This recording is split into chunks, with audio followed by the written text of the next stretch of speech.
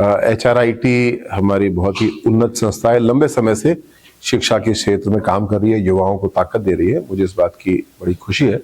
आदरणीय अनिल अग्रवाल जी और पूरी टीम ने मिलकर के इस काम को आगे बढ़ाया है और आज HRIT के कैंपस में हम लोग राइज इन इंडिया की थीम पे आगे बढ़ रहे हैं और विभिन्न विभागों की, स्टार्टअप्स की, इकोनॉमी को आगे बढ़ाने वाली चीज़ों की स्टॉल्स लगी हुई हैं, जिससे कि प्रेरणा मिल रही है हमारे युवाओं की और जो भारत की ग्रोथ स्टोरी है वो सबके सामने आ रही है।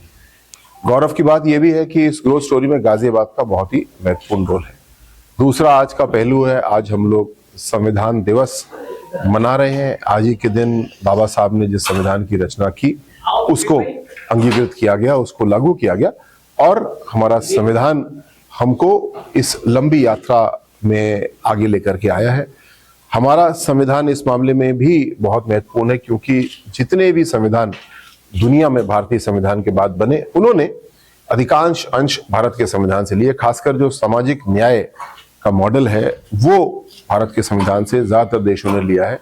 ये हम सब के लिए बड़े गौरव की बात है और यही हमारा सूत्र है जिसको पकड़ के हम लोग आगे चलते हैं। सर, SIR जो फार्म है उस पर विपक्ष काफी शोर मचा रहा है और BLO के परेशान होने की बात भी सामने आ रही है। बहुत से BLO को मरने की बात भी कही है। अखिलेश यादव ने ट्वीट भी किया है।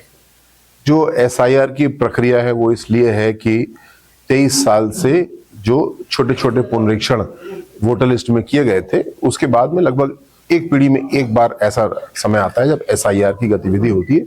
इसका मतलब ये है कि खासकर गाजियाबाद में जहां बहुत से लोग ऐसे हैं जो किराएदार रहे होंगे पहले, अब यहाँ से चले गए, बहुत से लोग आ गए यहाँ पे, तो किसी को वोट देने को मिल जाता है, किसी का वोट कट जाता है।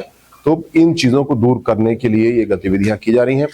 इसमें कोई आलोचना का विषय मुझे नहीं लगता है, बल्कि मैं कहूँगा ये सराहना का विषय है क्योंकि हमारे चुनाव की प्रक्रिया में जो भी कमियां थी चुनाव आयोग ने बहुत तेजी के साथ में दूर की हैं। लेकिन वोटर लिस्ट की शुद्धता एक समस्या बनी हुई थी और अब SIR के जरिए ये काम भी दुरुस्त हो जाएगा।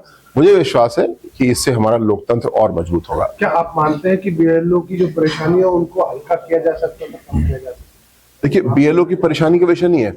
विषय ये है कि प्रक्रिया जो अपनाई गई है उसमें सभी वोटर्स जो 2025 की सूची में है उनके इन्यूमरेशन फॉर्म प्रिंट हो रहे हैं, प्रिंट करके दिए जा रहे हैं, लोग भर के वापस दे रहे हैं। उसके बाद में BLO को उसको डेटा एंट्री भी करनी है या एंट्री जो है वो स्वयं वोटर भी कर सकते हैं फॉर्म 6, 7, 8 के माध्यम से। इससे ज्यादा पारदर्शी कोई व्यवस्था नहीं हो सकती थी। और स्वयं समझे जहां पे हम पूरा वोटर पुनरीक्षण अभियान चला रहे हैं तो शॉर्टकट तरीके से नहीं हो सकता, इसको गहराई से करना होगा और ज्यादातर BLOs हमारे गहराई से कर रहे हैं इसको। जहां पे कोई समस्या है उनको मुझे विश्वास है कि प्रशासन प्रशिक्षित करेगा और वो आगे बढ़ेंगे। आखिरी सवाल, BLO को सस्पेंड भी किया जा रहा है बड़ी संख्या में, जी, जहां पे BLO काम अपना सीख रहे हैं मुझे लगता है उनको समर्थन करना चाहिए, उनको सीखने का अवसर देना चाहिए और उनकी सहायता करनी चाहिए। लेकिन कोई भी सरकारी कर्मचारी अगर कोई गड़बड़ कर रहा है, गफलत कर रहा है और लोकतंत्र के साथ खिलवाड़ कर रहा है, वोट गलत तरीके से काट दे रहा है या गलत तरीके से बढ़ा दे रहा है, ये स्वीकार नहीं है। और पूरे प्रदेश में जहां भी किसी सरकारी कर्मचारी के खिलाफ ऐसी कार्रवाई की गई है मैं उसका स्वागत करूंगा क्योंकि ये भी एक प्रकार का भ्रष्टाचार है, अपने कर्तव्यों के विपरीत काम करना है। Thank you sir.